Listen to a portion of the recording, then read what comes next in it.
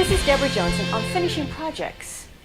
Now we're going to talk about why do the project. And this is part 2 in getting unstuck.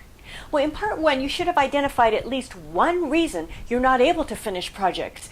And if you've thought of another reason not on the list, well, that's okay, because in this short video, we'll cover the why of your project.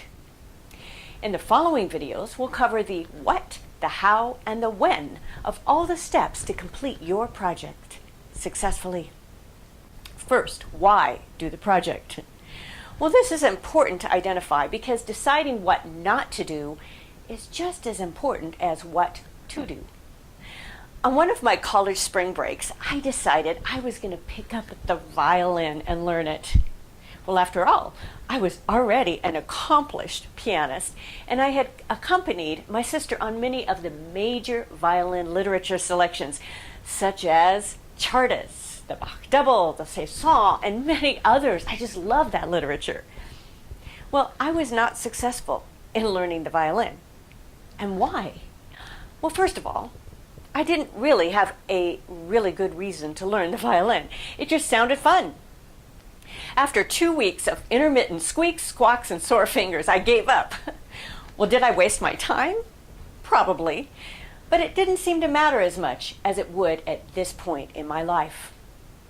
There was no way I could accomplish in 2 weeks' time what took most years of study. It was really an unrealistic project. If I had really contemplated the why of wanting to learn, I could have spent my time much more constructively. This is an important step. Take time to ask why you're doing your project. If it's just for fun and you don't care if you finish, well, that's one thing. But for most, finishing is the goal. The best use of your time and energy is not to start a project that you don't plan to finish or that it's unreasonable at this time of your life. Don't go on to the next video covering the what until you establish your why. I look forward to hearing your progress. This is Deborah Johnson helping you get unstuck and creator of Hero Mountain.